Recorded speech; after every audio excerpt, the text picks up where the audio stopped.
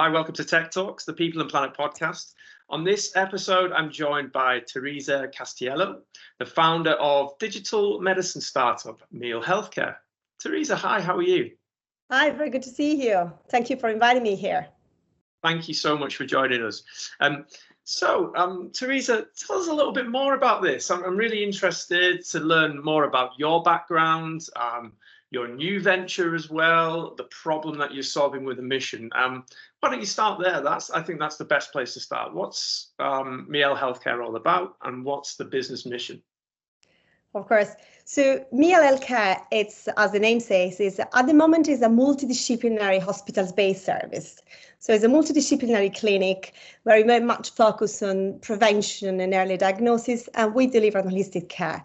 What, of course, it's the innovation in that we want to merge the tradition with digital technologies. So we are developing an application linked to a platform that to deliver the service. So our focus is basically, we're not selling an app.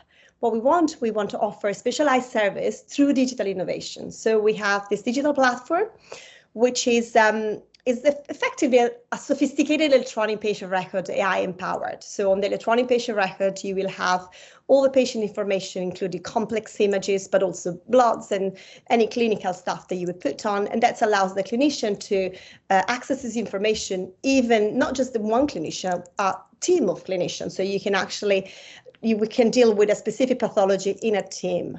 So, and that is linked to the app in the hand of the patient, so yourself, myself.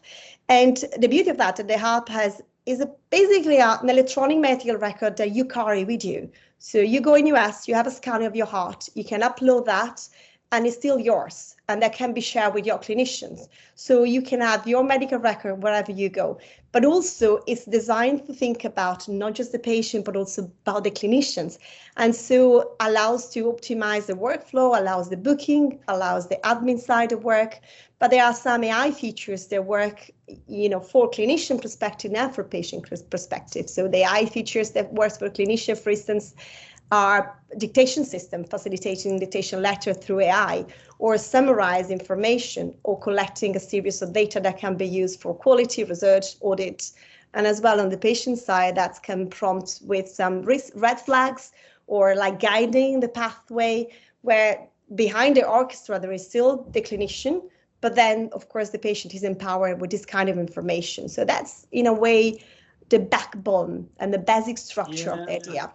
It's really interesting because it serves two purposes, doesn't it? It's obviously better for the patient, but on the clinical side of things, on the clinician side of things, I do apologize.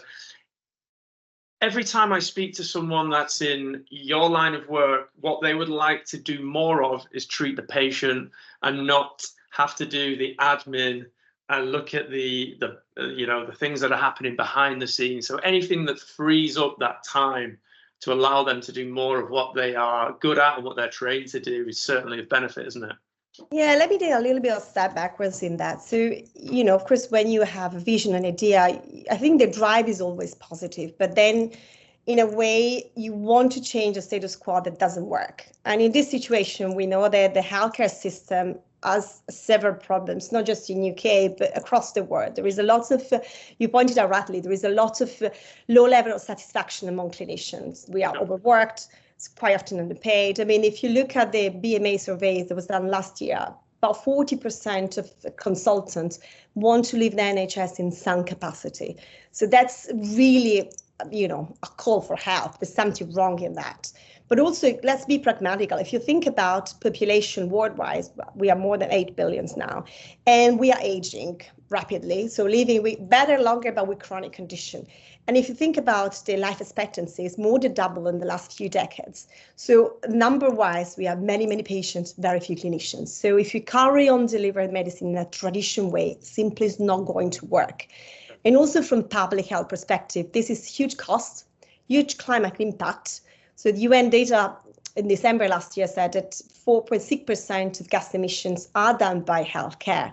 So there is, again, some awareness that needs to be raised. I mean, this is not working smoothly. So, I mean, of course, I'm not want to say that MIAL Healthcare want to solve this issue. I would be arrogant and not realistic thinking of that. But in a way, I want to be an example how healthcare can be delivered. Like try to merge, the patient-doctor bond, so the good side of healthcare, with digital innovation. Try to keep the quality. As you said, we need to think not just about the patient, but we need to think about the clinician. That's the vision. If you want to really improve the quality of care of patients, you also have to improve the quality of work of the clinician. And then you'll be able to have that kind of clinical care that is holistic but very precise, that is evidence-based but very individualized for individual patients. And the workflow will run smoothly. That allows us, the clinical person, to free up time to actually deliver clinical care rather than filling up paperwork. And to be fair, right now, digital solutions are absolutely indispensable to deliver that. It's impossible to work without that. Sure. Yeah, it's interesting stuff. So how have you arrived at this then, Teresa? Tell us a little bit more about your background, and how you've arrived at MIAL. Yeah, sure. I mean, I like to describe myself as this, like when someone asks me, what's your background? I am, in a chronological order, a woman, a mom, a cardiologist, and now an entrepreneur. And that's kind of the timeline of my life. I've been a doctor for over 20 years, nearly 25 now. So I took my MD with honors back in Rome in 2001, so a long time ago. I'm being trained in Italy most of my life, but I also worked and did few humanitarian mission in the lower Middle Income country, one fairly long in Sudan and two shorter in Kenya, Middle East. And then I moved to UK, actually settled down in 2011. So it's enough, long time in NHS, and been consulting NHS for over 10 years now.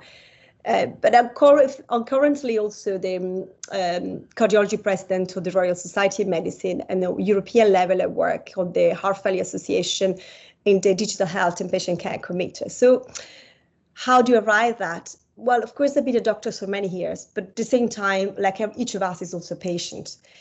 And so in a way, I had this seed to do something planted many years ago. And I knew that I wanted to, I wanted to create my way to think about optimal healthcare, merging all the experience to across the world and my personal experience. Also personal experience outside medicine. I love art, I love sport. I think that is so important to have a polyhedric education and use all this talent, in what is your profession. And I also describe medicine as an art, not just a science, the art medical, because I think there is a mixture between, being scientific, being kind of Zen woman, but also, understanding the instinct, the passion, the beauty. And I think this has to merge. And I felt this call a couple of years ago when eventually I decided to, found this MIAL Healthcare. It was initially probably a different project. I was trying to shape it and try to think what's the best. And I think it's been a mixture of situation for I want to do something positive, but also understanding that the current status wasn't working. And certainly my experience then on the digital health field has helped to understand how the innovation must be embedded in clinical care. And you'd be surprised, but also patients want that. My father is elderly, he's 80, okay, and he was complaining the other day because he had to cross Rome for a follow-up appointment. Say, why, now, why couldn't do this on a video call? And you'd be surprised how many elderly patients, and I have data about it, are really open to it, and also open to be, if you want, monitored remotely because they feel more secured. They feel, okay, there is something that tells my doctor that, it's all okay or is not. And sometimes it's more the younger generation that got resistance and say, oh, they may not be able to. They actually want this. Yeah, they prefer it. And I think there's that, it's the barriers to entry as well, isn't it? They don't have to do it, but sometimes they actually feel a little bit safer. There's not as much stigma involved in going to a hospital or a clinic. Precisely. Yeah, it's an interesting one, isn't it? And it's actually safe also the pragmatic level, because, if you think about an elderly person that have to go in a hospital environment, is most prone of infection, or, it's in many situations you are safer at home. That doesn't mean that you don't deliver care in a traditional way, but you do it when it's needed in a timely manner. You just don't do more randomly. You just focus in the right time and to the right person that does need that. Yeah, absolutely. And I think for a lot of people that actually going into clinic or a hospital, it's anxiety inducing, isn't it? Yes. You know, a lot of people, really suffer from that. So I think there's a mental health thing there as well. Oh, indeed. Okay, great. So, Teresa, how do you? Just to be clear, you're still practicing, aren't you? You're still a cardiologist. Indeed, I'm still a cardiologist. I'm still practicing. I do love my job. So this. It's in a polyhedric life is, of course, this entrepreneurial life is a big puzzle of it. As a puzzle is being a mom of two beautiful girls. So it's like, it's life is rich enough. So that leads me to my next question. And what about your challenges? And I'm sure that juggling all this is one of them. Indeed, I think if you have to boil it down, I think there is one is gender, surprisingly, or maybe not surprisingly. One is time, obviously, and one is finance. I think those are the three really key points. I mean, gender is even in UK, if you think of it, the gender gap is still there. It is always more difficult, frankly speaking, without being a victimist on that, achieve certain goals if you are a woman for many reasons. I mean, if you think about, even in cardiology, just the 13% of cardiologists are women. The vast majority are men in UK, and that's the last data that I read, which is, despite, of course, the number of doctors are not just 13% in terms of female. So obviously there is a bottleneck that is, probably linked to gender. And that is still quite upsetting, but it's also positive in a way that as a woman, that you need to really be focused and overcome certain challenges. You're trained throughout your life to do so, so you're not scared of it. So in a way, you can see the flip coin on this challenge. And of course, that's come with it also the time. You said that. I mean, I'm a mom, so obviously you have to jiggle the time in a proper way, or if you want, you have to optimize it. And as a mother, you learn to do so because you know that your kids are your priority no matter what. But at the same time, I do love my job, and there are situations where the time that I have to dedicate my job is more than the time to dedicate my kids. So it's a question to also understand that sometimes the quantity doesn't mean there is not enough quality. And it's a learning process from both sides. It's a challenge because you would like to do, sometimes things differently, but you have to be focused and use that time in a wise way, which is, again, I think there is a positive flip coin on that. And the third one, as mentioned, is finance. It's difficult because, of course, I started the MIAL healthcare with my own resources, and I'm a mum in London with an NHS salary, living in a super expensive city with 2 kids. So it's not exactly that I'm born wealthy enough to throw money on it. So you have to be very wise in what you do, making sure that your quality is kept at the optimal level that I want it to.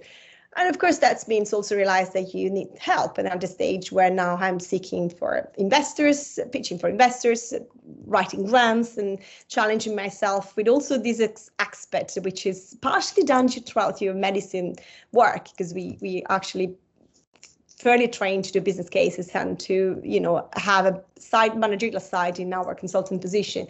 But of course, in this entrepreneurial life, it's kind of different level. So you are full on and doing things because they're quite challenging for someone that has, different education, different background. So that obviously means seeking help and try to manage. But again, I really believe in the idea, and also because it's not just a question of idea. I think it's a question of big need that we do have to transform the healthcare. So I think the need is so urgent and is so obvious that I think my call is not going to be unheard. Absolutely. Interested to just touch on your point about the gender gap there. 13%, you said, of cardiologists were women. That was my last data that I had. So there is something more recent than that. It was last year. But yes, so there's the number of medical students are now, of course, 90%. It's more balanced. But of course, those when they enter within the specialization and therefore in cardiology are fewer and fewer. But then those that become consultant, which is this last phase of your career, they're even less. So the number of consultant cardiology, I have to say, it's significantly lower also compared to my country. In Italy, I didn't see this kind of gap. Oh, really? Yeah. I think there is a reason behind, because paradoxically, the reason is more the gender gap that is in Italy in a different way. So in UK, actually the registrar, which is the training doctors, it's paid already, where it doesn't really happen so much in Italy. There's kind of bursary. So I think that's probably put off a lot of male to get into medicine. Sure. Because they would earn too late in life. And so, of course, the stereotype of the men, earning and supporting the family, that can be a barrier, which it doesn't exist here. So in a way, I think the reason behind is still a gender gap, but, in a different way. So yes, I think there is still a lot to do. And do you think that it's a motivation for the female doctors when they come through to move into consultancy positions, or do you think it's something that's outside of their control? It's a bit of both. I think so. We all want to achieve our goal best we can, and we all want to do our best. But of course, there are certainly some obstacles in life that someone decides, to overcome. Some others feel that is probably too much. Yeah. And certainly I can understand how, if you may have, family or other, commitment, especially kids really have to, especially children, because of course they take large part of your emotion, your life in a beautiful way, but also they're pragmatically time consuming. Yeah, for sure. Right. And indisputably, no matter how good is dad, mom is mom. And the time that the mom's dedicated to a child, and the child really needs that time, it's a lot. Yeah, so that has an impact. So, and obviously that's mean the society should support that in a certain way, but not necessarily does. Certainly, the childcare in UK is extremely expensive. So, how many moms think, okay, perhaps it's not worth it for me to work, because actually, I have to pay childcare as much I earn with my salary. And quite often is the mother. Yeah, I can empathise completely. Teresa, what comes next for MIAL Healthcare? What can you share with the listeners? Yes, so I mean, as I said, it's still a work in progress, but there are 3 steps, if you want. So the first step is the one I described, is ongoing clinic, and the second step will be embedded digital side in the way I described. I think what I'm working on now, and what I hope is going to be the project per se, it's deliver this digital project through pathways to a subscription model. So let's say you are a patient suffering from specific chronic condition, and I say specifically chronic condition because we are trying to target prevention and chronic care for 2 reasons. One, because if you really want to reduce the prevalence of disease, you must work on prevention. You have to. There is no way to reduce the burden of disease if you don't focus on prevention. So prevention is a key point. And also the chronic side, there are 26 million of patients with chronic condition in UK, 26 million. And most of them are not covered by insurance, simply because the insurance does not cover pre-existing or chronic condition. So the idea is supporting this group of patients specifically, among others, but this in particular through a subscription model. So you got your app, you pay a monthly fee, like you go to the gym, and with that monthly fee, you have your specialist without directly interacting with it, without GP referral, without admin bridge. You just directly interact with your specialist, which is deal with your condition. And you don't have just your specialist, but you basically have a team of specialists. They are specifically working on that condition to support you throughout. So let's say you have heart failure, you have Parkinson, or any other chronic disease you think of. You pay a monthly fee and you have this constant clinical care through the app, which is a hybrid care, so face-to-face when is required, but remote for the rest of the time, with AI helping you through how to also tell us when is the time to see your clinician, or if there is something wrong to address straight away, or if there is something fine. And this is what is come next. And it's a sort of, if you want, B2C model. There is also phase 3, which is a B2B model. But I'll keep this one for myself, and probably in 12 months I'll come back, I'll tell you about it. Yeah, exactly. And that, yeah, I'll look forward to part 2. Teresa, thank you so much for joining us. It's all we've got time for.